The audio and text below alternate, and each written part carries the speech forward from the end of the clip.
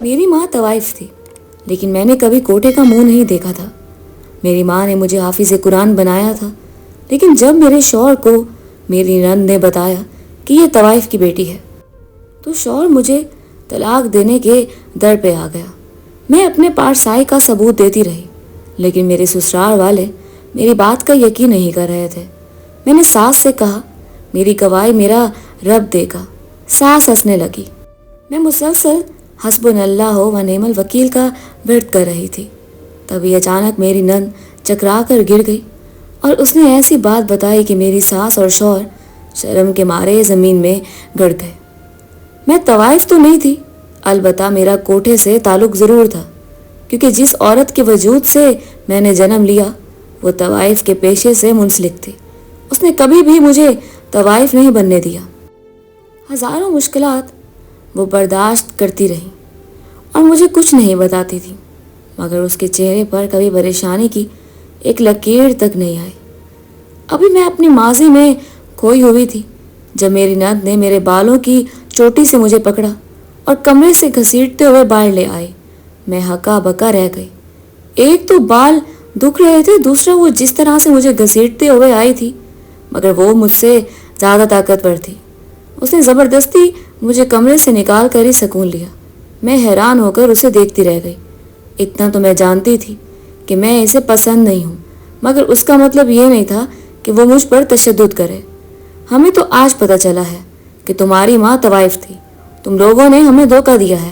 ابھی تمہاری اس منہ بولی ماں کو فون کرتی ہوں اور اس سے پوچھتی ہوں کہ اس نے اپنی بد کردار بیٹی ہمارے بھائی کے ساتھ کیوں بیاہ دی۔ ہم نے اس کا کیا بگاڑا تھا جو اس نے ہمیں دھوکہ دیا؟ وہ مسلسل بول رہی تھی۔ آج تک میرے سسرال میں کسی کو یہ پتہ نہیں تھا کہ میری ماں کا تعلق اس بدنام گلی سے ہے۔ نہ جانے میری نند کو یہ بات کہاں سے پتہ چلی۔ بہرحال جو بھی ہوا اچھا نہ ہوا۔ میں حاملہ تھی، میرا شوہر اس وقت کام پر جا رہا تھا۔ جب میری نند نے یہ انکشاف کیا، پہلے تو وہ ہکا بکا اپنی بہن کی بات کی نفی کرنے لگا، مگر پھر مجھے خاموش دیکھ کر وہ چونک گیا اور کہنے لگا، تم چپ کیوں ہو؟ بتاتی کیوں نہیں ہو کہ میری بہن جھوٹ بول رہی ہے؟ میں نے خاموشی اختیار کر لی کیونکہ یہ سچ تھا، مگر مجھے تو اپنے حق میں کچھ تو کہنا تھا۔ تبھی میں اپنے شوہر کی جانب بڑھی اور اسے کہنے لگی کہ میں طوائف نہیں ہوں اور نہ ہی میں نے کبھی کوٹے پر رقص کیا ہے۔ یہ سن کر میرے شوہر نے میرے منہ پر ایک تھپڑ جڑ دیا اور کہنے لگا، جو پوچھا ہے اس کا جواب دو۔ سچ سچ بتاؤ، میری بہن جو کہہ رہی ہے وہ صحیح ہے کہ نہیں؟ میں کہنے لگی، مجھ سے سوال جواب بعد میں کیجیے گا، پہلے اپنی بہن سے پوچھئے کہ اسے یہ سب کچھ کیسے پتہ چلا ہے۔ ایک عورت جو خود کو شریف زادی کہتی ہے اور مانتی ہے کہ وہ گھر سے کبھی بلا وجہ باہر نہیں نکلتی، اسے کیسے علم ہوا کہ میری ماں طوائف تھی؟ وہ مجھ پر تہمت لگا رہی ہے۔ میں نے اپنا دفاع کرتے ہوئے کہا، تب میرے شوہر کی توپوں کا رخ میری نند کی جانب ہو چکا تھا۔ وہ اس سوال پر ہڑبڑا گئی۔ مجھے لگا یہ بات یہیں ختم ہو جائے گی، مگر ابھی تو شروعات تھی، ایک ایسی شروعات جس نے کئی راز کھول ڈالے۔ بے شک میری ماں طوائف تھی، مگر انہوں نے مجھے حافظ قرآن بنایا تھا۔ میں نے مدرسے سے تعلیم حاصل کی تھی۔ میں اتنی ہی پاک باز تھی جتنی کہ کسی بھی شریف گھرانے کی لڑکی، بس میری ماں طوائف تھی، اس میں میرا تو کوئی قصور نہیں تھا۔ میرا شوہر اپنی بہن سے پوچھنے لگا کہ حقیقت کیا ہے، مجھے وہ بتاؤ، تمہیں کہاں سے پتہ چلا ہے؟ تبھی وہ ہکلاتے ہوئے کہنے لگی، یہ بات مجھے میرے شوہر نے بتائی ہے۔ یہ بات سن کر اپنی بہن کی میرے شوہر کو بھی غصہ آ گیا۔ وہ کہنے لگے، بظاہر تو تمہارا شوہر شریف دکھتا ہے، کیا اس کا بھی کوٹے پر آنا جانا ہے جو اسے یہ بات پتہ چلی ہے؟ میری نند غصے میں آ گئی۔ وہ کہنے لگی، آپ لوگوں کی ہمت کیسے ہوئی میرے شوہر پر تہمت لگانے کی؟ وہ ایسا نہیں ہے۔ ان دونوں بہن بھائیوں میں شدید بحث ہونے لگی۔ کافی دیر بحث کے بعد معاملہ ٹھنڈا ہوا، سب اپنے کمروں میں چلے گئے، جبکہ میرا شوہر گھر سے ہی چلا گیا۔ ساری رات میں اس کی راہ تکتی رہ گئی، مگر وہ گھر بھی نہ آئے۔ اگلے دن ساس کو بھی پتا تھا کہ میری ڈیلیوری ہے۔ اس بحث کی وجہ سے میرا شوہر گھر نہیں آیا تھا، اس لیے میں اسے بتا نہیں سکی۔ جب درد کی شدت بڑھی تو میں نے چلاتے ہوئے ساس کو بلایا، مگر وہ نہ آئی۔ وہ دونوں ماں بیٹی ایسے کانوں میں روئی ڈال کے بیٹھی تھی جیسے انہیں ازل سے کچھ سنائے ہی نہیں دیتا ہو۔ مجھے بہت زیادہ برا لگ رہا تھا کہ کوئی اپنا بھی نہیں تھا جسے فون کر کے اپنی طبیعت خرابی کی اطلاع دیتی۔ شوہر کو کئی فون کر ڈالے مگر اس نے ایک بھی کال نہیں اٹھائی۔ وہ گھر سے یہی کہہ کر گیا تھا کہ جب تک تصدیق نہیں کر لیتا تب تک گھر نہیں آئیں گے۔ میں ہاتھ پاؤں مارتی رہی اور ساس کو بلانے کی کوشش کرتی رہی۔ تب سب سے مایوس ہو کر میں نے اپنی ماں کی اس سہیلی کو فون کیا جس نے میری پرورش کی تھی، زبیدہ خالہ۔ میری ایک کال پر دوڑی چلی آئیں۔ وہ مجھے اپنے ساتھ اسپتال لے گئیں۔ ہم دونوں کے جاتے ہی میری نند نے گیٹ کو اچھے سے بند کر دیا تاکہ لوٹ کر ہم واپس نہ آئیں۔ نہ جانے اس کا بھائی کہاں چلا گیا تھا۔ مجھے اس بات کی ٹینشن تھی، ایک ایسا وقت جب عورت کو سب سے زیادہ اپنوں کی ضرورت ہوتی ہے، ایسے میں میرے ساتھ کوئی بھی نہیں تھا۔ مجھے زیادہ برا لگ رہا تھا، مجھے بہت افسوس ہو رہا تھا۔ ہسپتال پہنچنے کے بعد میں نے ایک بیٹے کو جنم دیا۔ شوہر کو اطلاع کی مگر اس نے کسی خوشی کا اظہار نہیں کیا بلکہ کال ہی کاٹ دی۔ میں بہت رونے لگی تھی۔ زبیدہ خالہ مجھے سنبھالنے لگی اور کہنے لگی، یہ وقتی غصہ ہے، جلدی وہ ٹھیک ہو جائے گا۔ 2 دن ہسپتال میں رہنے کے بعد جب میں گھر آئی تو ساس نے مجھ سے اپنا پوتا کھینچ لیا اور میں اپنے بیٹے کے پیار کو بھی ترس کر رہ گئی۔ جب میرے بیٹے کو بھوک لگتی تھی تبھی میری ساس اسے میرے پاس لے کر آ جاتی، ورنہ وہ اسے ہمیشہ اپنے پاس رکھتی تھی۔ اس کا ماننا تھا کہ میں بری عورت ہوں تو میرا سایہ میرے بچے پر نہیں پڑنا چاہیے۔ اب وہ جیسا بھی ہے ان کا وارث ہے۔ 2 دن بعد میرے شوہر واپس لوٹ آئے۔ انہیں میرے خلاف کچھ خاص ثبوت وغیرہ نہیں ملے تھے۔ ابھی تک میری نند ہمارے گھر رہ رہی تھی۔ ملنے ملانے والوں کا سلسلہ جاری تھا۔ جیسے ہی میرے شوہر آئے، ابھی انہوں نے بیٹے کی صورت نہ دیکھی تھی جب میری نند نے کچھ تصاویر اور ویڈیوز میرے شوہر کے سامنے کر دیے، جسے دیکھ کر وہ آگ بگولا ہو گئے اور مجھے مارنے لگے اور پوچھنے لگے کہ سچ سچ بتاؤ، کیا تم شادی سے پہلے طوائف تھی؟ میں نفی میں سر ہلا رہی تھی مگر اس پہ تو درندگی چھا چکی تھی۔ وہ مسلسل مجھے ماری جا رہے تھے۔ میں اپنا دفاع کرنے لگی۔ میرے شوہر مجھے مارتے ہوئے کہنے لگے، آگے سے زبان درازی کرتی ہو، سچ سچ بتاؤ، یہ ثبوت جھوٹے نہیں ہو سکتے، کیا تمہاری ماں طوائف تھی؟ میں نے جیسے ہی عصابت میں سر ہلایا، میرا شوہر مجھے طلاق دینے کا فیصلہ کر چکا تھا۔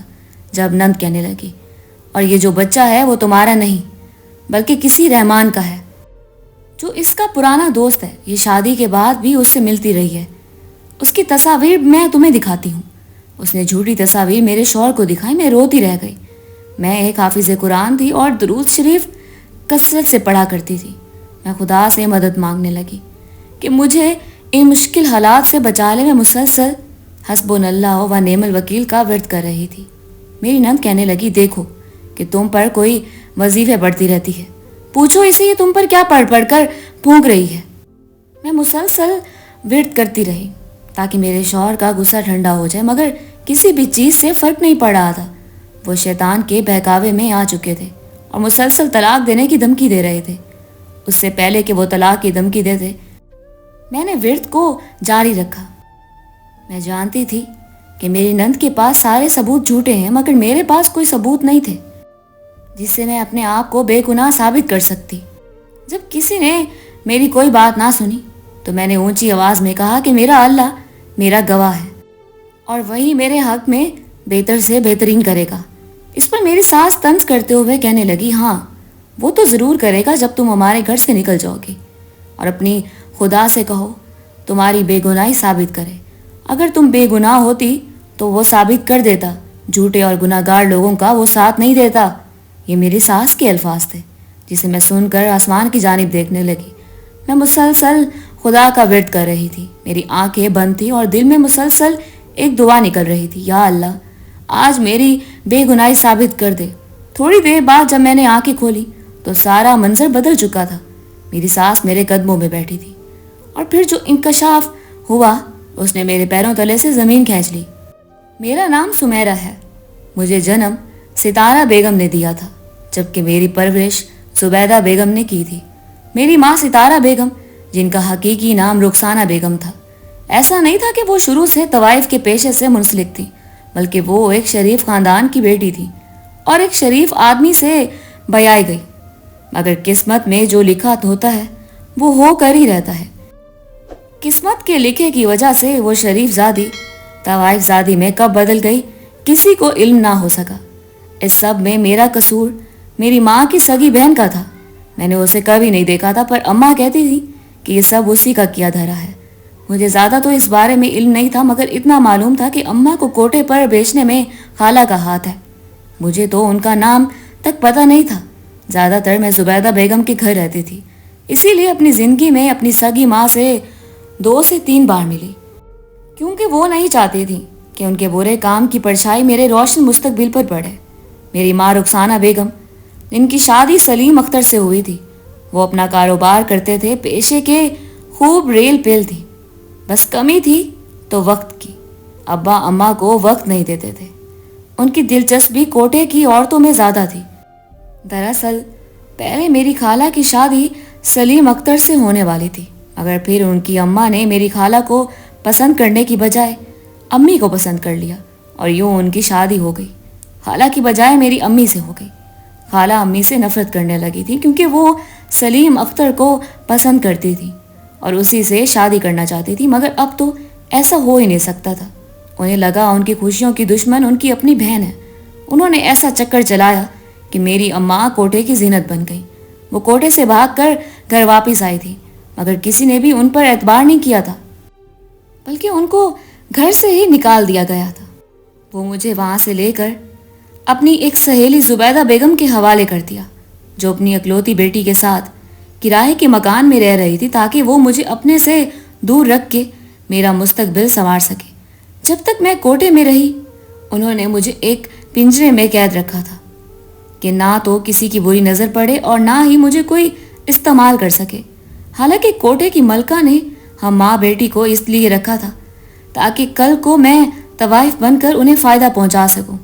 जुबैदा खाला ने ना सिर्फ मेरी तालीम पर तवज्जो दी, बल्कि हर मुमकिन कोशिश की कि वो मेरी बेहतरीन तरीके से परवरिश कर सकें। मुझे उनसे कोई गिला नहीं है, बल्कि मैं तो उनकी शुक्रगुजार हूँ। अगर जुबैदा खाला ना होती तो आज मैं किसी कोटे पर नाच रही होती और लोग मुझे तवाइफ कहकर बुलाते। मेरी अम्मा से मैं अपनी पूरी ज़िंदगी में 3 से 4 बार मिली थी। वो नहीं चाहती थी कि उनका नसीब का साया मेरे शानदार मुस्तकबिल पर पड़े और मैं भी तवाइफ बन जाऊं। वो मुझे माशरे में एक इज्जतदार मकाम दिलवाना चाहती थी, इसलिए कभी किसी को ये नहीं बताया कि मैं उनकी बेटी हूँ। अलबत्ता मुझे अच्छे से याद है, जब मुझे अम्मा कोटे पर एक पिंजरे में कैद रखती थी, तब बहुत से लोगों की बुरी निगाह मुझ पर पड़ चुकी थी। वो ज़बरदस्ती मुझे हासिल करना चाहते थे, क्योंकि मैं बहुत खूबसूरत थी। तब मैं 10 बरस की थी। अभी से गाहकों की नज़र मुझ पर पड़ चुकी थी। अम्मा ने इसी वजह से मुझे फौरन ही जुबैदा खाला के घर भिजवा दिया था, जहाँ मैंने एक बेहतरीन ज़िंदगी गुजारी। लोग मुझे जुबैदा खाला की दूसरी बेटी समझते थे, जबकि हकीकत ये थी कि मेरी माँ सितारा बेगम थी, जो अपने दूर की एक मशहूर तवाइफ थी। लोग ख़ास तौर पर उसका रक्स देखने आया करते थे।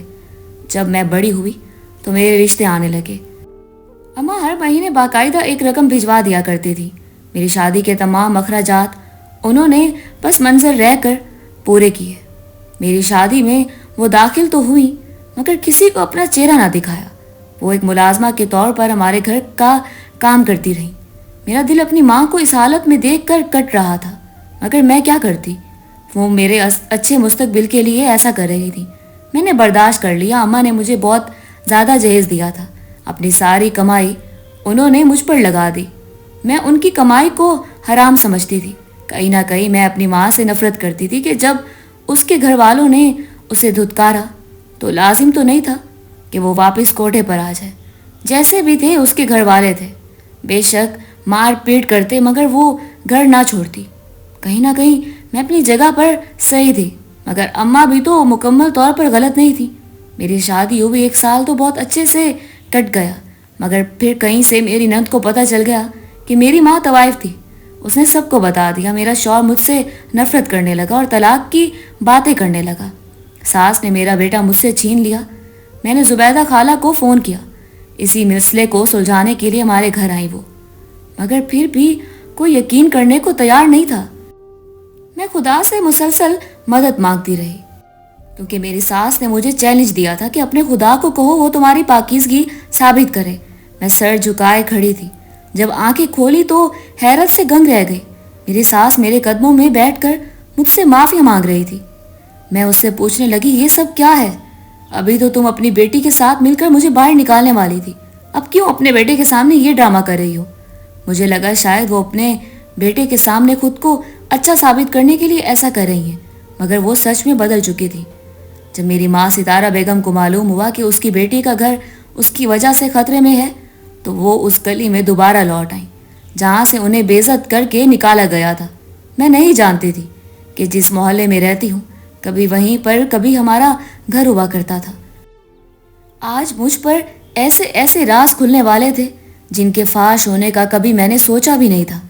ابھی ہم سب آپس میں لڑ جھگڑ رہے تھے جب میری ماں ستارہ بیگم ہمارے گھر داخل ہوئی، جسے میری ساس دیکھ کر دنگ رہ گئیں. وہ ایک ایک قدم پیچھے لینے لگی. ان کا بس نہیں چل رہا تھا کہ کمرے میں خود کو قید کر لے، مگر مجبور تھی اسی لیے کھڑی رہی. ستارہ بیگم پہلے تو حیران ہوئی. بہن کو سامنے دیکھ کر ان کے ہاتھ پاؤں ٹھنڈے پڑ گئے. انہیں سمجھ نہ آئی کہ بیٹی کا رشتہ بچائیں یا اپنی بہن سے اپنی نیلامی کا بدلہ لیں. تبھی وہ آگے بڑھی اور کہنے لگی بلا آخر فرزانہ بیگم، میرا تم سے واسطہ پڑ ہی گیا.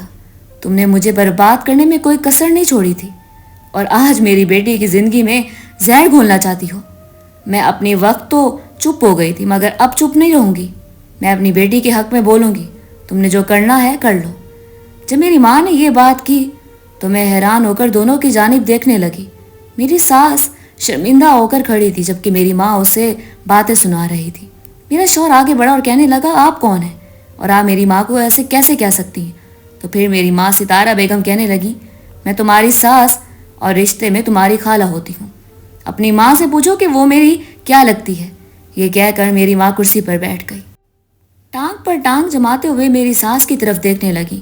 میری ساس بہت شرمندہ تھی. اب تک اس نے جتنے ظلم کیے تھے، جیسے ہی اسے علم ہوا کہ میں اس کی بھانجی ہوں وہ میرے قدموں میں گر گئی، معافی مانگنے لگی تھی. مگر جیسے ہی میری ماں آئی اسے چپ لگ چکی تھی. میں سب بتاتی ہوں، میں نے یہ سب اپنی مرضی سے نہیں کیا.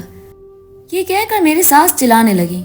میں چھوٹی سی تھی جب میرے کان میں یہ بات ڈالی گئی کہ تم ہی سلیم اختر کی بیوی بنو گی. میں بچپن سے اس کے خواب دیکھ رہی تھی، یہاں تک کہ میں 20 برس کی ہو گئی جب اماں ابا کو میری شادی کا خیال آیا. اماں نے خالہ سے بات کی کہ اب اپنے بیٹے کی شادی کا کیا کرنا ہے. وہ اچھا کما رہا ہے، میں بھی اپنی بیٹیوں کی شادی کرنا چاہتی ہوں. پہلے تو خالہ چپ رہی مگر پھر کہنے لگی کہ میں اپنے بیٹے کے لیے فرزانہ کا نہیں رخسانہ کا رشتہ چاہتی ہوں. میرا بیٹا بھی میرے ساتھ ہے، جبکہ ان کے بیٹے نے مجھ سے شادی کے وعدے کر رکھے تھے. میں تو حیران ہو کر رہ گئی. شروع سے میری تربیت ایسی کی حق نہ ملے تو اسے چھین لو. جب سلیم اختر کو میں نے اپنی بہن کے پہلو میں بیٹھا دیکھا تو میرے اندر نفرت کی ایک جنگ شروع ہو گئی. میں ہر حال میں اپنی بہن سے بدلہ لینا چاہتی تھی. میں چاہتی تھی کہ اس کی زندگی میں زہر گھل جائے جیسے میری زندگی میں گھل چکا تھا. اماں میری شادی کر دینا چاہتی تھی مگر میں اپنے شوہر کو شوہر تسلیم نہ کر سکی اور ہمیشہ سلیم اختر کے خواب دیکھتی رہی. جب مجھے علم ہوا کہ یہ ایک بیٹی کی ماں بن چکی ہے تو میں نے سلیم اختر کو کچھ میسج بھیجے جس میں صاف ظاہر تھا کہ یہ شادی سے پہلے ہمارے چچا زاد زہیب کو پسند کرتی تھی. یہ بات سچ تھی کہ وہ واقعی زہیب کو پسند کرتی تھی مگر اس نے کبھی بھی زہیب سے بات نہیں کی تھی. یہ تو میری چال تھی جس میں میری بہن پھنس گئی. سلیم ویسے بھی اپنے گھر میں زیادہ دلچسپی نہیں رکھتے تھے کیونکہ ایک رنگین مزاج شخص تھے. نئے نئے چہرے انہیں لبھاتے تھے. انہیں اپنے کام سے ہی فرصت نہ ملتی. اگر فرصت مل بھی جاتی تو کوٹھے پر چلے جاتے اور اس کے بعد گھر آتے. بیوی اور اماں کے لیے ان کے پاس ٹائم ہی نہ ہوتا. جب سے بیٹی پیدا ہوئی تھی تو وہ زیادہ گھر آنے لگے تھے. یہ مجھے بات رخسانہ نے بتائی تھی. تبھی میں نے سوچ لیا کہ میں اس کو خوش نہیں رہنے دوں گی اور میں نے وہ تمام جھوٹی تصاویر اور میسج سلیم اختر کو بھیج دیے. اس نے میری بہن کو گھر سے نکال دیا. خالہ بھی حیران تھی کہ ان کی بھانجی ایسی ہو سکتی ہے جبکہ میری بہن شوہر کے پاؤں پڑ کر معافی مانگ رہی تھی. اس کو گڑ گڑاتا ہوا دیکھ کر مجھے بہت مزہ آ رہا تھا. جب میری بہن کو گھر سے نکالا گیا تو وہ پیدل گھر آ رہی تھی تاکہ مائکے والوں سے مدد لے سکے اور شوہر کو سمجھا سکے کہ وہ ایسی نہیں تھی. وہ بہت پاک تھی. اس نے تو اپنے شوہر کے علاوہ کبھی کسی کا سوچا ہی نہیں تھا. ابھی وہ پڑھ رہی تھی. جب اس کی شادی ہو گئی۔ وہ راستے میں تھی جب کچھ لوگوں نے اسے اغوا کر لیا اور اس کی بولی لگائی گئی۔ میں جانتی تھی کہ اسے راستے میں اغوا کر لیا گیا ہے، کیونکہ جب وہ گنڈے اس کے پیچھے بھاگ رہے تھے اس نے گھر فون کیا تھا اسے بچا لیا جائے۔ کال میں نے اٹھائی تھی۔ میں نے فوراً ہی موبائل رکھ دیا تاکہ کوئی نہ جان پائے اور میری اسے جان چھوٹ جائے۔ وہ دوبارہ گھر آئی، سب کو میں نے بھڑکایا اور کہا یہ اپنی مرضی سے گھر سے بھاگی تھی کیونکہ زویب اس کا انتظار کر رہا تھا۔ میں اس کی بہن تھی، اس کی سہیلی تھی، سب کو معلوم تھا کہ وہ مجھ سے کوئی بات نہیں چھپاتی۔ جب میں نے ایسے الفاظ استعمال کی تو سب نے میرا کہا مانا اور اسے گھر سے نکال دیا کیونکہ زویب بغیر گھر والوں کو اطلاع کیے کہیں چلا گیا تھا۔ یہ کہہ کر خالہ رونے لگی۔ اماں کہنے لگی میں نے کبھی بھی اپنی بیٹی کو طوائف نہیں بننے دیا۔ تمہاری وجہ سے میں نے جو اذیت بھری زندگی گزاری ہے اس کے لیے کبھی تمہیں معاف نہیں کروں گی۔ یہ سب تمہاری وجہ سے ہوا ہے۔ تمہاری چلو میرے سے دشمنی تو تھی، میری بیٹی کو بیچ میں کیوں لا رہی؟ اس کا کیا قصور ہے؟ کیوں اس کا آستہ بستہ گھر اجاڑنا چاہتی ہو؟ میری ماں رونے لگی تھی۔ دونوں بہنیں ایک دوسرے سے نفرت کی شدت میں اتنی آگے بڑھ چکی تھیں، ایک دوسرے کو معاف نہیں کرنا چاہتی تھیں۔ تبھی میری نند کا شوہر گھر میں داخل ہوا تو میری ماں چونکتے ہوئے کہنے لگی یہ کیا کر رہا ہے یہاں؟ وہ کہنے لگی میں نے کہا تھا نا تم سے کہ میں تم سے بدلہ لے کر رہوں گا۔ تم نے اپنی بیٹی مجھے نہیں سونپی اور دیکھو میں نے اس کی زندگی برباد کر دی۔ میرے سالے نے اسے طلاق دے دی۔ اپنی بیٹی کو لے جاؤ اس بدنام گلی میں اور اپنی کرسی پر بٹھا دو، تم سے بھی اچھی طوائف بنے گی۔ ابھی اس نے یہ جملہ ادا کیا تھا جب میری ماں نے ایک زوردار تھپڑ اس کے منہ پر مارا اور کہنے لگی 10 برس پہلے ہی تم نے ایسے ہی میری بیٹی کے بارے میں غلیظ الفاظ استعمال کیے تھے، تب میں نے تمہیں جیل بھجوا دیا تھا۔ اگر اب تم نے میری بیٹی کا گھر خراب کرنے کی کوشش کی تو میں بغیر سوچے سمجھے تمہیں گولی مار دوں گی اور مجھے افسوس بھی نہیں ہوگا، کیونکہ اپنی بیٹی کا گھر بسانے کے لیے مجھے کچھ بھی کرنا پڑا تو میں کروں گی۔ ہم سب میں بحث چل رہی تھی جب میری ساس دل پر ہاتھ رکھتے ہوئے لیٹ گئی۔ وہ درد کی شدت سے چلا رہی تھی۔ ہم انہیں اسپتال لے گئے، وہاں جا کے ان کی حالت بہت زیادہ خراب ہو گئی۔ ہارٹ اٹیک کے ساتھ انہیں فالج کا اٹیک ہوا تھا۔ روتے ہوئے بار بار میری ماں سے معافی مانگ رہی تھی کیونکہ ان کو لگ رہا تھا ان کا آخری وقت آ چکا ہے، جبکہ میری ماں منہ موڑے کھڑی تھی۔ میں اپنی ماں کے پاس گئی اور ان سے کہنے لگی اماں آپ کو میری قسم خالہ کو معاف کر دیجیے، ان کا کوئی قصور نہیں ہے، وہ سب انہوں نے بس نفرت میں کیا۔ اس کو گزرے ہوئے کئی سال ہو چکے ہیں، بھول جائیں اور اپنی بہن کو معاف کر دیں۔ کیا آپ اپنی بہن کو اذیت میں دیکھ سکتی ہیں؟ اماں تڑپ اٹھی اور جا کر بہن سے معافی مانگنے لگیں۔ معاف کرنے کی دیر تھی کہ خالہ کی طبیعت سنبھلنے لگی۔ میرے شوہر کو جب ساری حقیقت کا پتہ چلا تو وہ بھی مجھ سے معافی مانگنے لگا۔ نند نے اس دن کے بعد کبھی میرے کردار پر کوئی بات نہیں کی۔ اماں کوٹھا چھوڑ کر مستقل طور پر ہمارے گھر رہنے لگی کیونکہ کوئی نہیں جانتا تھا کہ وہ کون ہے۔ انہوں نے پردہ کرنا شروع کر دیا تھا۔ میری ساس فالج کی مریض بن گئی تو اماں ساری نفرت بھلائے دن رات ان کی خدمت میں لگی رہی۔ میرے شوہر نے ہم سب کا خوب خیال رکھا اور کبھی بھی شکایت کا موقع نہیں دیا۔ آج ہم ایک خوشحال زندگی گزار رہے ہیں جو بہت لوگوں کا خواب ہوتا ہے۔